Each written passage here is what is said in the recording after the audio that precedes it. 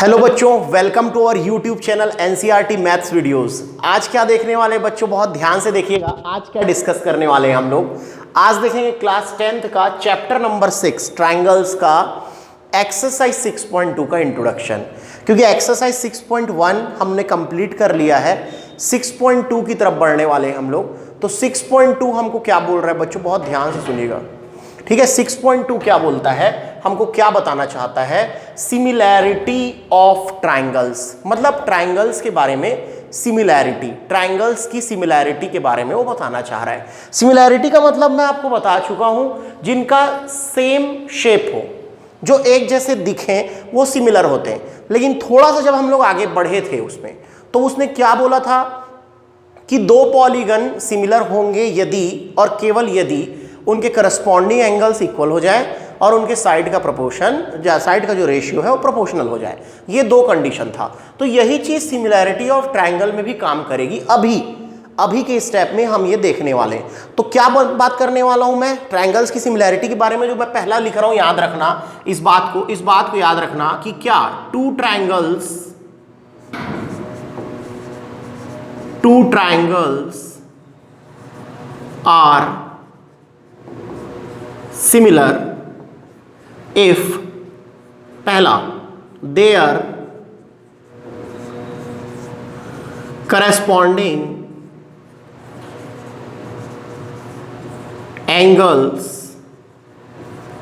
are equal, और दूसरा है ना, दूसरा चीज क्या, their corresponding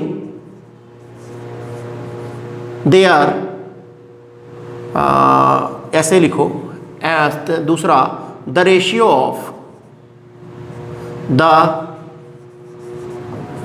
of their corresponding sides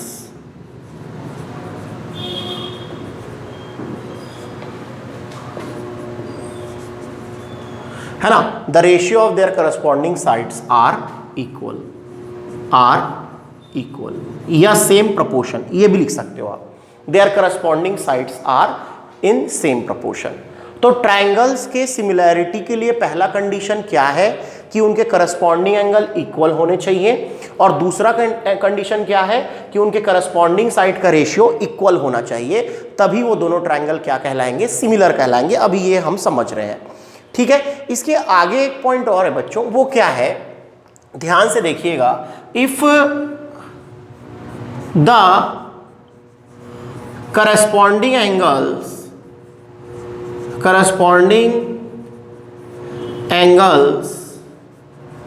of two triangles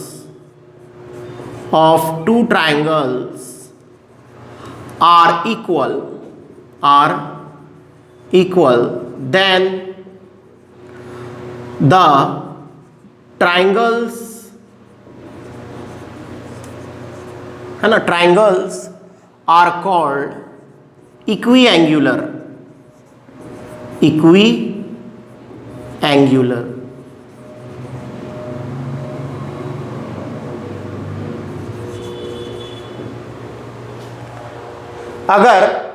अगर क्या बोल रहे हैं कि करस्पॉन्डिंग एंगल इक्वल हो जाते हैं दो ट्रायंगल के, तो दोनों ट्रायंगल कैसे कहलाएंगे, इक्विएंगुलर कहलाएंगे। इक्विएंगुलर का मतलब है उनके दोनों के जो एंगल होंगे वो आपस में कैसे होंगे, समान होंगे। अब इसी इक्विएंगुलर से रिलेटेड एक मैथमेटिशियन हुए थेल्स नामक, है ना, थेल्स, जिनके नाम से ही आगे जाके थेल्स थ्योरम नाम रखा गया। तो उन्होंने क्या बताया बच्चों, थेल्स ने ये बताया कि अगर इक्विएंगुलर ट्रायंगल के किन्हीं भी दो साइड का जो रेशियो होता है वो क्या होता है, इक्वल होता है। बोलता है इक्विएंगुलर ट्रायंगल के दो साइड का जो रेशियो होता है वो क्या होता है, बोलता है इक्वल होता है। ये जो थ्योरम था उन्होंने स्टेट किया है, उन्होंने लिखा है और उसको प्रूव भी किया है। तो वही चीज हम लोग लिखने वाले हैं कि उन्होंने क्या बोला। पहला पॉइंट उन्होंने क्या बोला कि देखो ध्यान से, the ratio of two sides of equiangular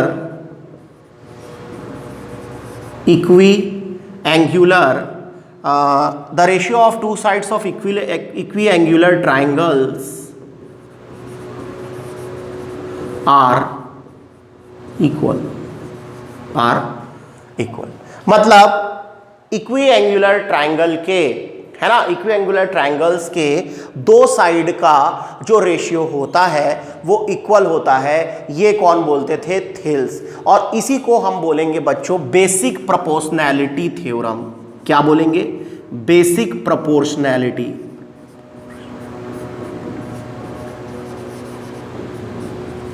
basic proportionality theorem, basic proportionality theorem, जिसको शॉर्ट में हम बोलेंगे बीपीटी। और आगे चल के इसी का नाम रखा गया थेल्स थ्योरम। इसी का आगे जाके नाम क्या रखा गया? Thales theorem. दोनों का मतलब एक ही है, बेसिक प्रोपोर्शनैलिटी थ्योरम और थेल्स थ्योरम एक ही बात है। क्लियर है यहां तक? ठीक है। यहां पर मैंने आपको क्या पढ़ाया कि दो ट्राइंगल सिमिलर कैसे होते हैं। दो ट्राइंगल कैसे सिमिलर होते हैं भाई? क्या है कि उनके जो करस्पॉन्डिंग एंगल्स है वो इक्वल होने चाहिए और ratio of their corresponding sides are equal. उसके बाद अगला पॉइंट मैं क्या पढ़ाया आपको कि अगर दो ट्राइंगल के करस्पॉन्डिंग एंगल इक्वल हो जाते हैं तो वो इक्वी एंगुलर कहलाएंगे। कैसे ट्राइंगल कहलाएंगे? इक्वी एंगुलर ट्राइंगल कहलाएंगे। और इसने थेल्स नामक एक जो मैथमेटिशियन थे उन्होंने क्या बताया कि the ratio of two sides of equiangular triangle are equal. अगर इक्वी एंगुलर ट्राइंगल लेते हो आप तो उसके दो साइड का जो रेशियो होता है वो हमेशा इक्वल होता है। और यही बताया गया है, बेसिक प्रोपोर्शनैलिटी थ्योरम बीपीटी बना है और इसी को आगे चल के थेल्स थ्योरम नाम रखा गया है उनके नाम से। क्लियर है बच्चों ये चीज? अब हम लोग डिस्कस करने वाले हैं क्या? Thales theorem. उसको स्टेट करेंगे, उसको प्रॉपर लिखेंगे, उसको प्रूफ करेंगे और ये पेपर में आ सकता है बच्चों। थेल्स थ्योरम कई बार पूछा गया है। उसके पहले आप वीडियो को पॉज कीजिए बच्चों और इसको प्रॉपर उतारिए, फिर मैं आपको आगे बताता हूं। करने वाले बच्चों अब हम लोग थेल्स थ्योरम 6.1 देख रहे हैं, जिससे हमारा एक्सरसाइज 6.2 रिलेट करेगा, वो उसी से बनेगा, उसी पे बेस्ड है बच्चों। इसलिए बहुत ध्यान से समझना इसको कि थ्योरम 6.1 जिसका नाम है बीपीटी, बेसिक प्रोपोर्शनैलिटी थ्योरम या थेल्स थ्योरम, जो मैंने अभी आपको बताया है। ठीक है। पहला चीज, एक चीज और याद रखिएगा, ये पेपर में क्या होता है कई बार ये भी आ जाता है state and prove BPT, state and prove Thales theorem. मतलब उसको लिखिए और प्रूफ कीजिए। लिखने का मतलब है स्टेटमेंट लिखिए कि वो बोलता क्या है, उसका कथन क्या है, वो क्या कहता है। तो देखिए बच्चों, सबसे पहले थ्योरम आता है, थ्योरम का नाम जो है वो है, ठीक है, नहीं तो उसका नंबर है। उसके बाद आता है उसका स्टेटमेंट। स्टेटमेंट का मतलब क्या होता है कि वो कहना क्या चाहता है।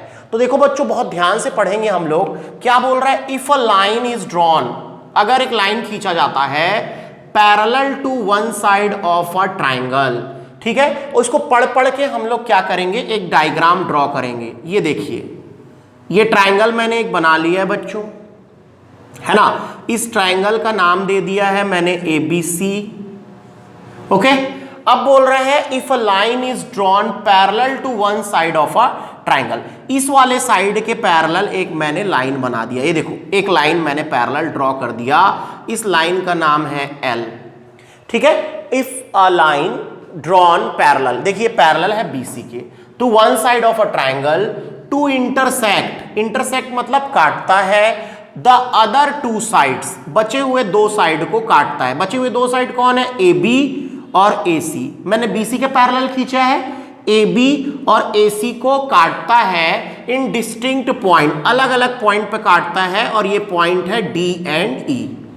काट दिया यहां तक, ओके, है ना। The other two sides are divided, तो बाकी जो बच्चे दो साइड है वो डिवाइड हो जाएंगे इन द सेम रेशियो में। ये बात हम थोड़ी देर बाद लिखेंगे, ये जो मैंने पढ़ा है द अदर टू साइड्स वाला वो थोड़ी देर बाद लिखते हैं। देखिए क्या बात है, सबसे पहले ये डायग्राम बनाने के बाद है हमारा गिवन दैट कि हमको दिया क्या गया है। तो हमको क्या दिया गया है बच्चों, बहुत ध्यान से देखना। अ ट्राइंगल, एक ट्राइंगल दिया गया है, ट्राइंगल ABC, जिसका नाम ट्राइंगल ABC है, in which line L drawn parallel to BC, parallel to BC। ठीक है। Line L intersect line L intersect AB and AC at point D and E respectively, D and E respectively काटता है। ठीक है, कहां पे काट रहा है? D and E पर। ओके चलिए, इसके बाद ये तो हमने लिख दिया हमारा क्या, इस मतलब जो दिया था हमको स्टेटमेंट के हिसाब से हमने डायग्राम बनाया, डायग्राम के हिसाब से गिवन दैट। अब आता है बच्चों प्रूव दैट। क्या आता है? प्रूव दैट, कि हमको प्रूफ क्या करना है। तो देखो, इसने मैंने आपको पढ़ा था क्या, the other two sides are divided. तो जो बचे हुए दो साइड है भाई, जो बचे हुए दो साइड कौन थे? ए बी और ए सी, है ना। अदर टू साइड यहां भी जब ए बी ए सी है तो अदर टू साइड यहां भी क्या होगा? ए बी और A C, divided in the same ratio. Same ratio में बढ़ जाता है। सेम रेशियो मतलब A D upon D B. देखिए बहुत ध्यान से, A D upon D B is equals to A E upon E C. इस रेशियो में बट जाता है। यह आपको प्रूफ करके देना है बच्चों। क्लियर हो रही है बात? सबसे पहले बारी किसकी आती है? थ्योरम का नाम क्या है, थ्योरम का नंबर क्या है, उसको किसी नाम से जानते हैं तो वो नाम लिखना। उसके बाद बारी आती स्टेटमेंट कि वो थ्योरम बोलता क्या है, उसका कथन क्या है। उसके बाद बारी आती है डायग्राम, जो कथन के हिसाब से बनता है। ठीक है, उसके बाद आता है बच्चों गिवन दैट, हमको क्या क्या दे दिया गया है। और उसके बाद आता है प्रूफ दैट, कि हमको ये प्रूफ करना है। इसमें एक चीज इंक्लूड होगी बच्चों, कंस्ट्रक्शन। क्या बेटा? कंस्ट्रक्शन। इसमें कंस्ट्रक्शन की जरूरत पड़ेगी अगर हमको ये प्रूफ करना है तो। और वो क्या कंस्ट्रक्शन होगा, बहुत ध्यान से देखिएगा। मैंने कंस्ट्रक्शन क्या किया है ना, मैंने कंस्ट्रक्शन क्या किया, मैंने डी एफ परपेंडिकुलर डाला है। क्या? डी एफ, ऐसा लिखो, ड्रॉ, ऐसा लिखो, draw D F perpendicular A C and E G. क्या? ई जी परपेंडिकुलर टू ए, या इसको डी जी ले लो और इसको ई एफ ले लो, ये ज़्यादा सही लग रहा है ना। D G, draw D G perpendicular to A C and E F perpendicular to A B. ये हमने क्या डाल दिया? परपेंडिकुलर डाल दिया बच्चों। ठीक है, और एक काम किया हमने, ज्वाइन किया। किसको किसको? बी से ई को मिलाया बच्चों, join B and join B and C D, join B and C D. ये हमने दोनों को क्या कर दिया? मिला दिया। क्लियर है बात? यहां तक कोई दिक्कत है तो मेरे को बता दो। मैंने क्या किया, सब चीज को बता चुका हूं आपको। कंस्ट्रक्शन अभी किया हूं मैंने। कंस्ट्रक्शन क्या किया है मैंने? परपेंडिकुलर डाला है, DG perpendicular to A C and E F perpendicular to A B. ये परपेंडिकुलर खींचा है। क्यों? क्योंकि हमको इसके रेशियो को कैसे करना है? बराबर करना है। उसके लिए हमको जरूरत पड़ रही है। क्यों जरूरत पड़ रही? अभी समझ आएगा आपको। अब ध्यान से देखिएगा क्या करने वाला हूं मैं यहां पे। ठीक है, यहां पर क्या करने वाला हूं बच्चों? क्या? वी नो दैट, हम जानते हैं कि, we know that area of triangle is equals to half into base into height. ये होता है कि नहीं होता बताइए? बिल्कुल होता है, half into base into height. ये हमारा क्या होता है? Area of the triangle. अब मैं किसका एरिया निकाल रहा हूं बच्चों? बहुत ध्यान से देखना, एडीई का। किसका? एडीई का।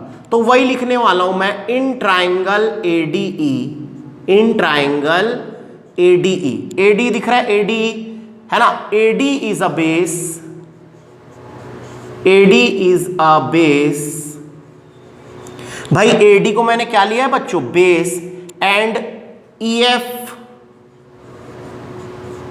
Is height, EF is height. ये बात समझ आया कि नहीं आया? मैंने क्या लिया है समझो बात को। मैंने शुरू में ट्राइंगल लिया ऊपर वाला एडीई, तो एडी में मैंने इसको बेस लिया है और ईएफ को क्या लिया हुआ है? हाइट लिया हुआ है। तो उसके हिसाब से एरिया ADE, एरिया ADE कितना आ जाएगा, हाफ इंटू बेस होता है, बेस की जगह कौन है AD, और इंटू हाइट की जगह कौन है EF। डन है बच्चों, ये डन है, समझ आ रहा है, समझ आ रहा है, ओके। ये ले लिया हमने equation first.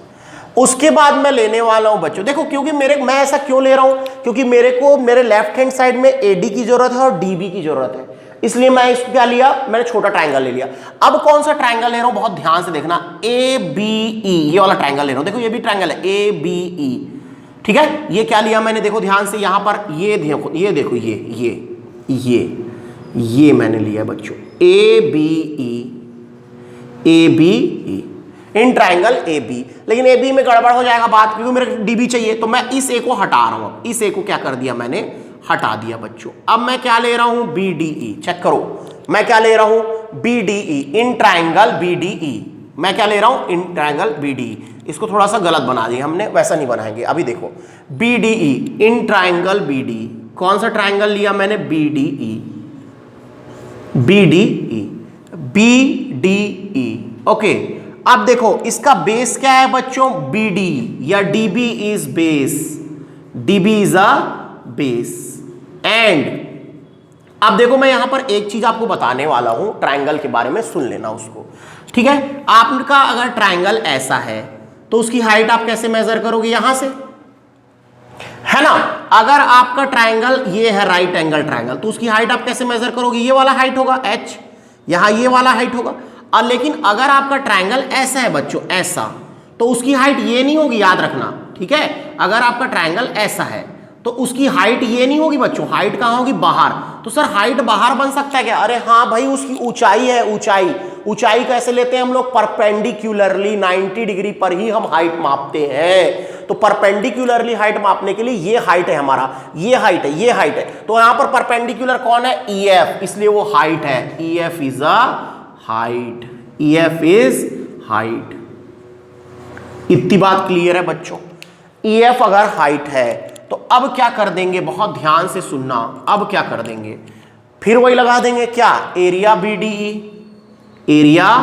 BDE is equals to half into base कितना है DB इंटू हाइट कितना है EF। ये इक्वेशन सेकंड हो गया। अब मैं क्या कर रहा हूं, इक्वेशन 1 अपॉन इक्वेशन 2 कर दिया मैंने, equation 1 divided by equation 2। Clear है बच्चों। अब देखो एरिया ADE ऊपर अपॉन एरिया BDE नीचे, एरिया BDE नीचे इज इक्वल्स टू, ऊपर क्या आया, half into AD into EF upon half into DB into EF। तो अब देखो इस हाफ से ये हाफ कैंसल आउट हो गया, इस EF से ये EF कट गया, तो बचा क्या, AD अपॉन DB। क्या बचा, AD अपॉन DB। और ये किसके रेशियो में आया, AD रेशियो BD कितना है, AD अपॉन DB। ये हो गया हमारा इक्वेशन नंबर 3। क्लियर है, यहां तक कोई दिक्कत है, समस्या है तो बता दो मेरे को, समझ आ रहा है। एक चीज समझ आ रही है, क्या किया हमने, पहले एरिया ऑफ ट्रायंगल बताया, फिर ऊपर वाले AD का निकाला, फिर नीचे वाले BD का निकाला, ताकि हमको AD और DB रेशियो में दिखे। तो AD और DB रेशियो में आ चुका है। अब क्या करेंगे आगे, अब क्या करेंगे, सुनो अब मेरी बात। अब मैं फिर से ऊपर वाला ट्रायंगल ही लूंगा, छोटा वाला ADE। तो सर आप तो उसको ले चुके हो एक बार, नहीं इस बार हम दूसरे तरीके से ले रहे हैं, इन ट्रायंगल ADE। दूसरे तरीके से ले रहे, कैसे दूसरे तरीके से, बेस और हाइट बदल रहे हैं आप। इन ट्राइंगल ADE, एरिया बदलेगा कभी, एरिया कभी नहीं बदलेगा, एरिया उतना ही रहेगा जितना है, फिक्स्ड है, ठीक है। हाँ अब देखो भाई, area triangle ADE is equals to, नहीं एरिया ट्राइंगल ADE में उसमें क्या है, in triangle ADE, sorry, AE is base, AE is a base,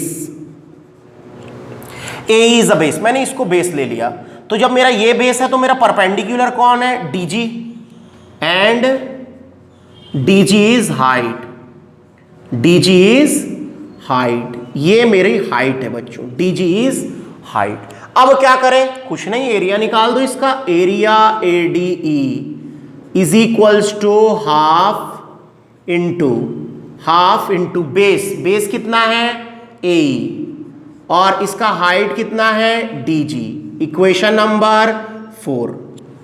उसी प्रकार कैसे लेंगे, कौन सा ट्राइंगल लेंगे जिसमें CEC आ जाए, ये वाला क्या है CED, इन ट्राइंगल CED क्या होगा, base, EC is a base, EC is a base, EC base है बच्चों, and EC is a base and, तो हाइट क्या होगी, हाइट DG होगी, बताया था मैंने हाइट DG होगा, DG is height, DG is height. तो अब बताइए एरिया CED, एरिया CED क्या होगा, हाफ इंटू बेस कितना है इसका EC इंटू इसका हाइट कितना है DG, ये इक्वेशन क्या हो गया 5। अब क्या करें बच्चों, इक्वेशन 5 है ना भाई, देखो ध्यान से क्या करने वाला हूं मैं, equation 4 divided by equation 5, equation 5, तो क्या हो जाएगा, area ADE, area ADE upon area CDE is equals to half into ऊपर क्या है AE into DG upon half into EC into DG, half से हाफ DG से DG कट गया तो क्या बचा AE अपॉन EC, किसके बराबर में है ये, इसके बराबर में, इसके रेशियो में है, और ये हो गया हमारा इक्वेशन नंबर 6, क्या हो गया इक्वेशन नंबर 6 बन गया।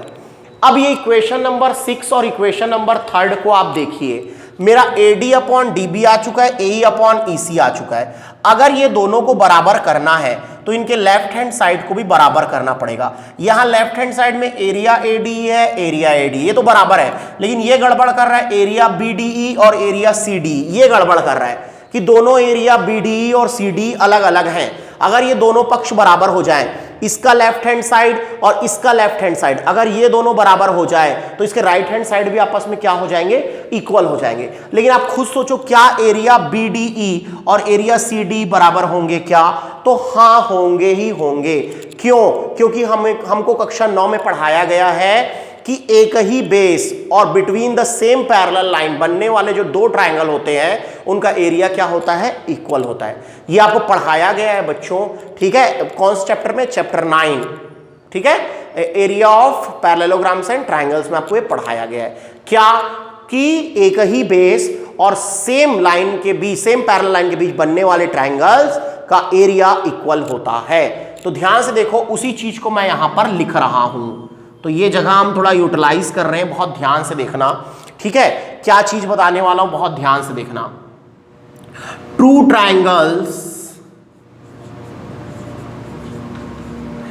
एरिया ऑफ टू ट्राइंगल्स, ऐसे लिखना है इसको ना, area of two triangles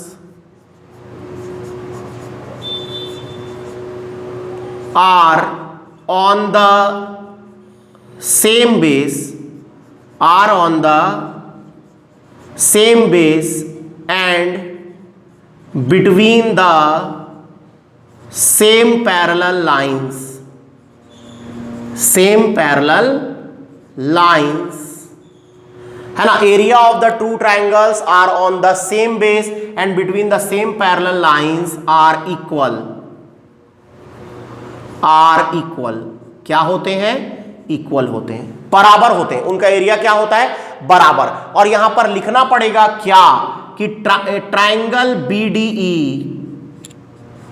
and triangle CDE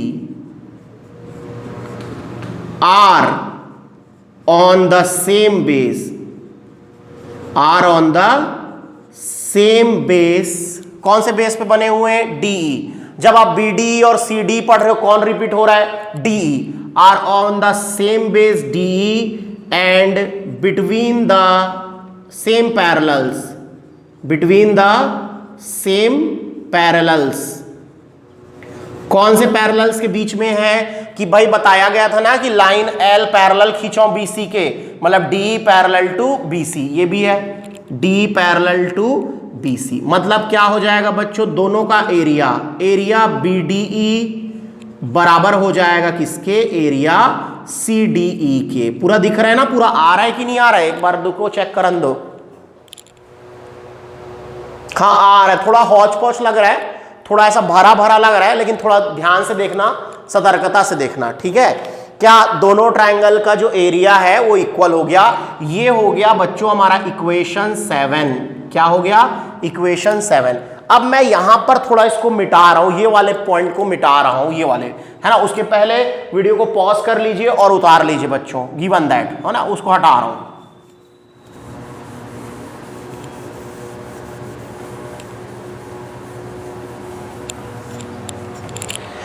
चलिए उसके बाद क्या है, बाय इक्वेशन।